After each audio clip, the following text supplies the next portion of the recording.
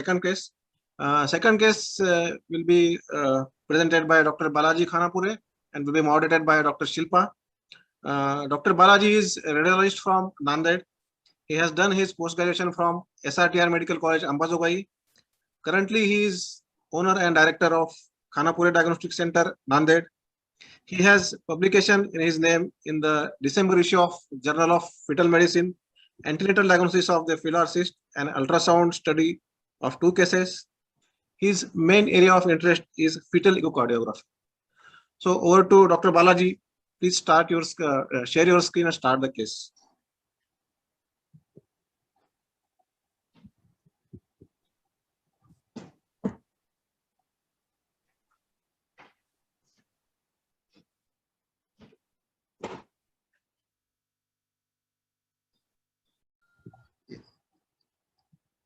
Unmute yourself, Balaji.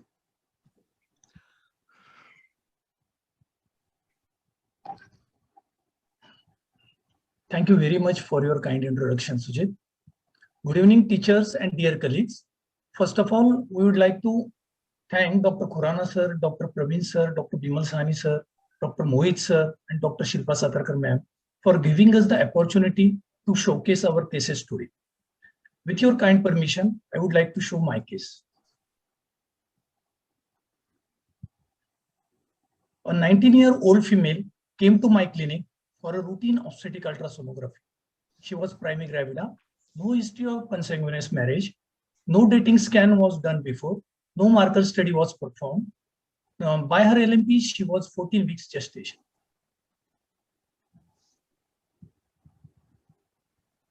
See this video, kindly see this video. As I had started the sonography, the first finding that I noticed was that fetus was stuck to one side of the amniotic cavity and was not moving freely inside the cavity. Another finding I had noticed was a large abdominal wall defect with herniated contents outside the amniotic cavity. Herniation of liver, bile loops, gallbladder, and the kidney were seen. Another findings were kyphoscoliosis, meningocele, increased nuchal translucency, absent nasal bone, prominent jugular lymphatic sacs, unilateral club foot, and short umbilical cord.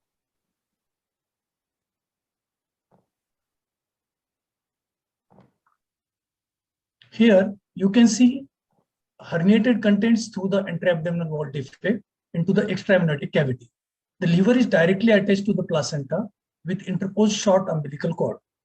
The blue arrow shows the broken amniotic membrane, while the orange arrow shows the herniated contents. Here you can see lumbosacral kyphoscoliosis in first image. You can also see the widening of canal noted in lumbosacral region with evidence of meningocele in second image. The first image of sagittal section of neck shows the increased nuchal translucency. As we know that this is not an ideal anti-section image, but due to the restricted fetal movement, I could not take the ideal section. The second image of coronal section of neck shows 2 cystic structure which can be seen on both sides of the neck, suggestive of prominent jugular lymphatic sacs. The third image of the facial profile shows the absence of nasal bone. The USG findings, which I have described earlier, are enumerated here. So, how can we conclude this case? We can see that there is a large abdominal wall defect with herniated contents present in extra-amniotic cavity. The word extra-amniotic cavity or extra-amniotic coelom is very important because large abdominal wall defect with extra-amniotic herniated contents only have 2 differential diagnoses, which are body stalk anomaly and limb body wall complex. Then how can we differentiate between body stalk anomaly and limb body wall complex? The terminology limb body wall complex and body stalk anomaly are interchangeably used. When limb abnormalities are predominated, it is called as limb body wall complex. But when an abdominal wall defect is predominated, it is called as body stalk anomaly. As in this case, abdominal wall defect is predominated, while mild limb anomaly like club foot is also present. Then the possibility of body stalk anomaly was considered. Now about an incidence. It is occurring in 0.12 cases per 1,000 births. So, what are the causes of the anterior abdominal wall defect. Proposed mechanisms are early amnion rupture, early vascular destruction.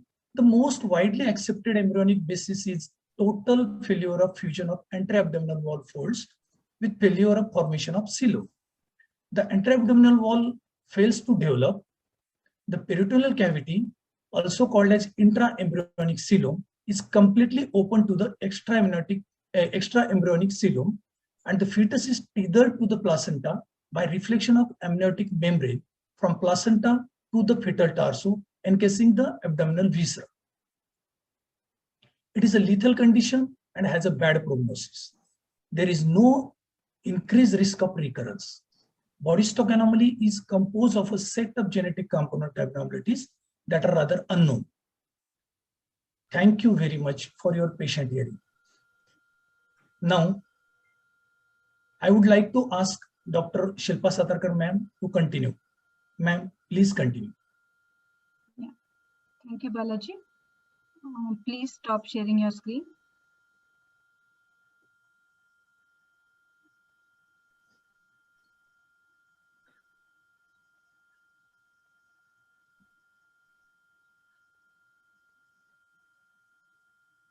Just a minute.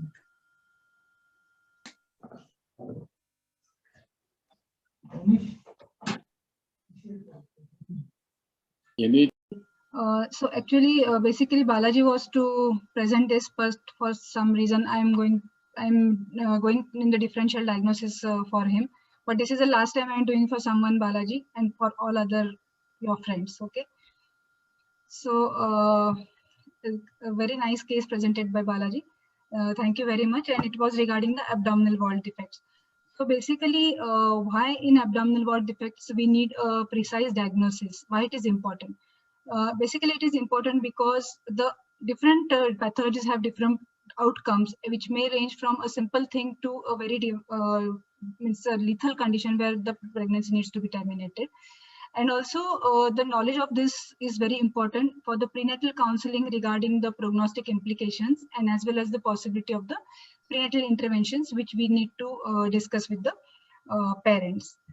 There are basic two things we need to understand, that the guidelines, the AIOM and the ISOG guidelines mandate the demonstration of the umbilical cord insertion in the fetal abdomen in the first and the second trimester specifically. So these sections are must in the first and the second trimester because these views will definitely exclude the anterior abdominal wall defects. And if we find that the anterior abdominal defects are present, then this view will definitely help us to know exactly where is the umbilical cord, because the differential diagnosis to reaching to a diagnosis of the abdominal wall defect, the relationship of the cord insertion and the defect is very, very important. Here you can see this is a long list of the differential diagnosis of the anterior abdominal wall defects. The commonest of which are the gastroschisis and the omphalocele, and the rare one are this is the list. I'm not going in detail of the list, but you can see that these ultrasound findings will help us to differentiate from the different conditions, and the main differentiating point will be the relation of the umbilical cord insertion in relation to the defect. So this is the slide from the radiographics 2015, where you can see that how the cord insertion, the normal cord insertion and the abnormal cord insertion, and then various level of the cord insertion, if it is above the umbilicus, if it is on the right side, or if it's below, or if it's where is the exact insertion, is it the cord is present or absent, and everything will help us to reach to a specific diagnosis. So this is a very nice article regarding the same.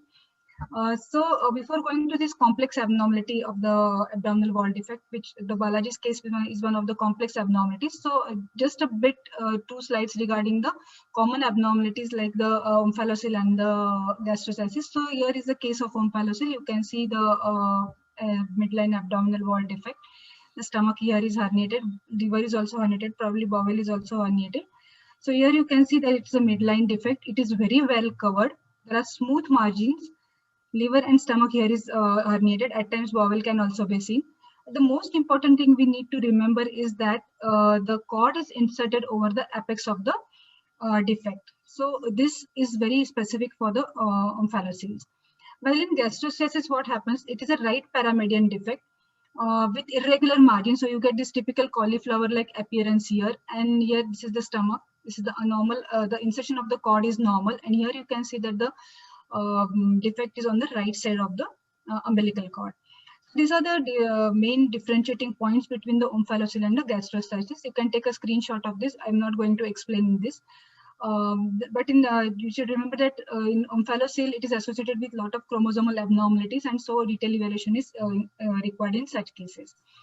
Now, the closest differential diagnosis to Balaji's case will be the abdominoschisis because of the amniotic band sequence. So basically, a bit of embryology. I know many people don't like it, but to understand this defect, bit embryology is required. So what happens in the limb body wall complex or the body stalk anomaly? The defect occurs in the embryogenesis. So what is the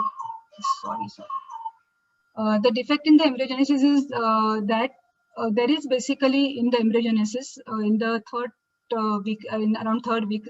So what happens?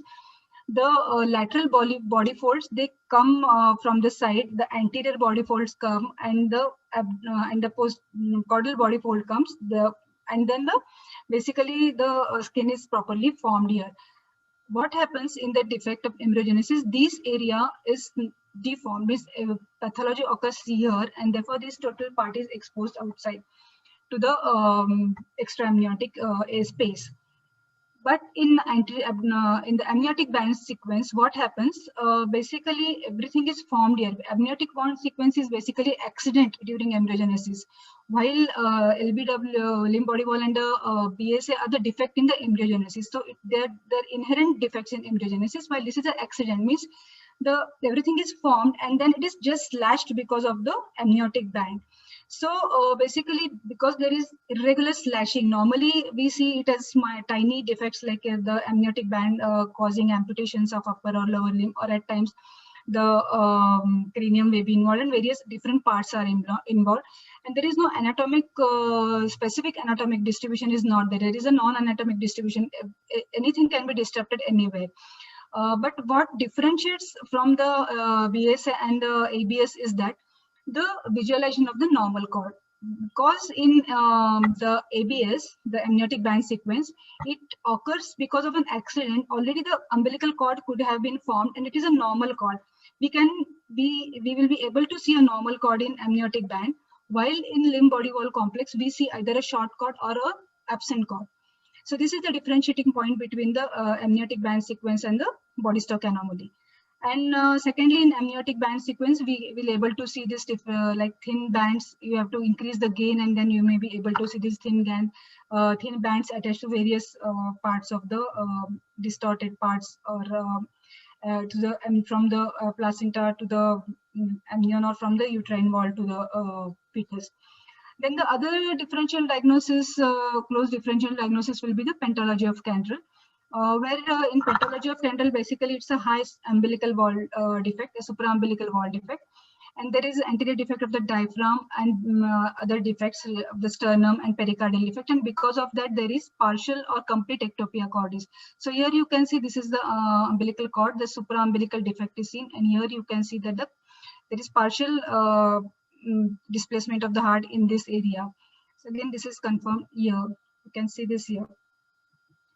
So this is the differential diagnosis. Then coming to just two slides about the infraumbilical anterior abdominal wall defect, the abdominal wall defect. So they are the basically bladder extrophy and the cloacal extrophy. So in bladder extrophy, we are not able to see the bladder, but in the cerebral section of the abdomen, we are able to see this irregular area in the infraumbilical area, where the cord is normally inserted. And in cloacal dystrophy, I thank Dr. Sabu sir for this case. So this is a thick cystic lesion which is seen just caudal to the spine. So this was a case of cloacal extrophy. And here you can see that this lesion is below the umbilical cord insertion. So these are the infraumbilical defects. And this is a very nice article and a flow chart in the AJR 2020 article in the journal, where they have given a very proper algorithmic way in which we should reach the diagnosis of the abdominal wall defect. And also, our own Khurana sir has a very, very beautiful lecture on anterior abdominal wall defects on YouTube available. I think it's some G lecture, but absolutely wonderful lecture. You can go through these lectures and each and everything, your doubts and everything will be very clearly explained, and the basics are also very clearly explained by sir in his lecture. And thank you very much for your patient listening.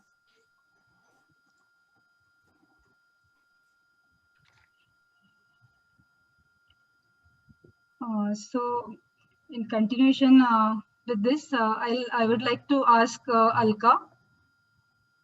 Yeah, are you there, Alka? Can you hear me? Yeah. Alka, if Balaji's patient come to you, so how will you counsel the patient? How will be the genetic counseling? Yeah. So maybe you should sum up the patient first, so that everybody knows, because since they have had the whole of differential after that, or Balaji can sum up Sorry? what all we had in that patient. Balaji, You're asking the case to be summed up. yeah. Okay. What were all the findings? Can you just say? Unmute yourself, Balaji. Unmute yourself.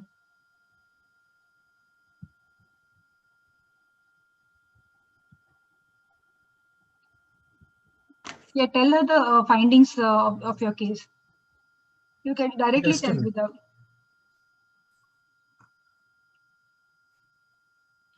Shilpa, you can say that the findings which Balaji has already said. Yes, liver herniated contents through abdominal wall defect into extraamniotic cavity were there. Liver directly attached to the placenta and interposed short umbilical cord.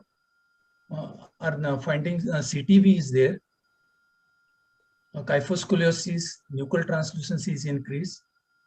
These are the findings. Okay. So we have this, like we can take these symptoms one by one as a differential in genetics, or we would look at the whole fetus as a picture.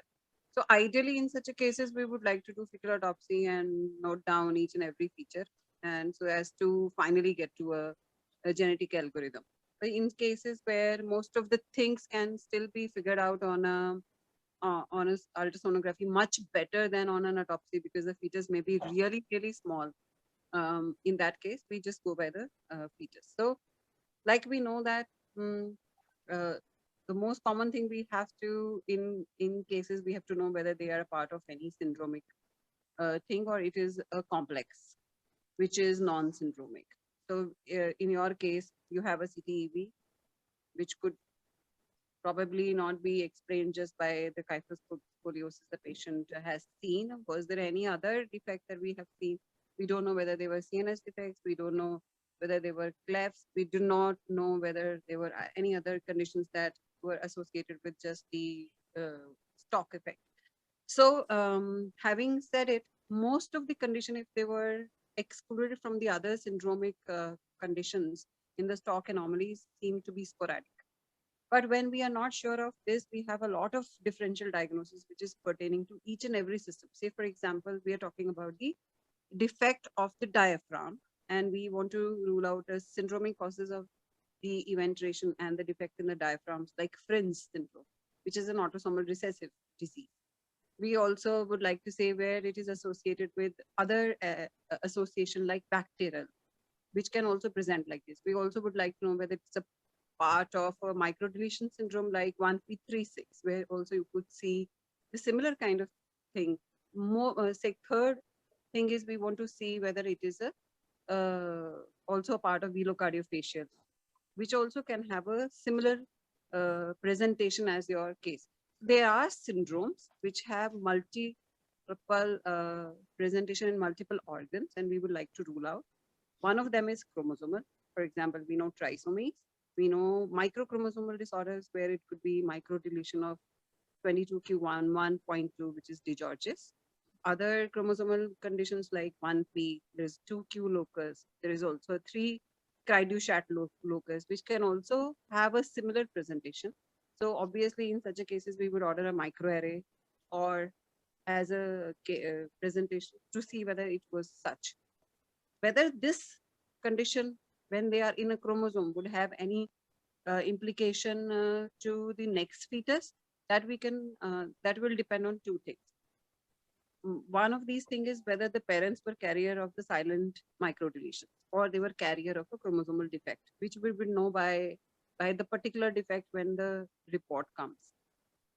Second, if there's a parents who are carrier of the silent microdeletion and it is presented in the fetus, in such a cases, the genetic counseling becomes very, very difficult because you have now one example of a person who's living with the same defect, and the second example of the fetus patient who's having a multiple congenital anomaly. So then it is a bit more complicated genetic counseling that we have to do in such a cases, whether to test, not test. We do give all scenarios where the fetus is normal versus affected is both discussed. Now that is about the chromosomal. The second thing is about the syndromic cases, non-chromosomal or single gene or digenic affections. So in total, the total number of the syndromic cases altogether in the limb wall body stalk defect is less than 5%. Very, very few patients, when you test them, are going to have any defect in the genes. But we must look for them because these are the patients who are going to be benefited by the counseling more than the others, because in all the other cases,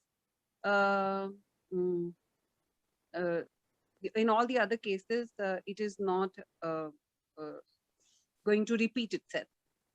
So the second thing about the chromosomal and the microdeletion syndromes are the parents may have the history of a few pregnancy losses. Okay, so if you know there is somebody who's had a pregnancy losses or difficulty in conception, and then they have conceived with difficulty and then found a malformed baby, in that case, the genetic testing and counseling becomes really, really important. So family history is also equally important. Previous fetus with a different kind of malformation. For example, there was a different fake congenital heart disease in the previous fetus and was terminated. And this time there's a body stalk anomaly and terminated. Two different presentation also lead to presence of a chromosomal disease in the fetus. So history and history of recurrent losses or previous baby, whole detail anomalies in this case would make us suspect some chromosome. If not chromosome, then single gene. Very, very few cases, less than 1% cases are going to have a single gene. But that is when, because these cases are detected early and the whole of the system, we will not be able to find out what all is affected. So we can't really ignore the other thing like bilocardiofacial, like Fraser's, like other multiple congenital anomalies that can have an autosomal recessive or dominant inheritance, in which case the mode of recurrence or rate of recurrence becomes more, around 25%. But these are very small, short percentage of cases.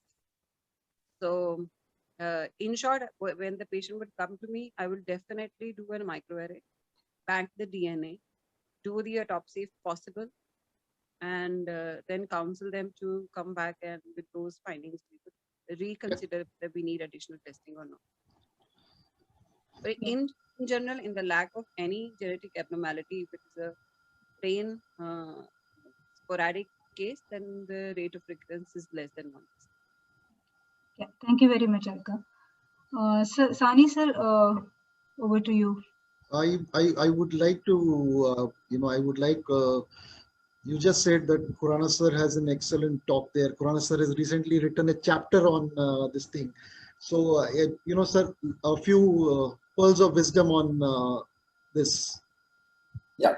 So, here we have very clear evidence that we have a body stalk anomaly. There's no differential diagnosis. We know it's a classical representation where we don't see an umbilical cord. We know that so much of the fetus is intraamniotic, so much is outside. So there is no differential diagnosis. In a limb body wall complex, also there would not be one. But this was not even that much. This was a nice straightforward body stalk anomaly. The body stalk anomaly does not have any chromosomal, genetic, or syndromic associations. It does not have any recurrence rate. So in this situation, I think anyway this fetus is too small to be autopsied, and there's no way it's going to come out intact. It's going to be lost in the membranes. So I don't think any further investigation is required. This patient should be encouraged to say, okay, this is a random occurrence, not likely to occur in the future. The only association is use of isotretinoic acid, the one that they use for acne. As long as she was not on that, it's quite happy. There's no risk of recurrence. Go back, be with your husband, and come back in 6 months for the pregnancy. You will be absolutely fine. Thank you, sir. Yes, yes. In this case, I would agree. But in general, I would say that that is the argument. Sure. Okay. Thank you, sir. Thank you, Khurana sir. Thank you, Sahani sir. Sujit, over to you for the. Thank you, sir.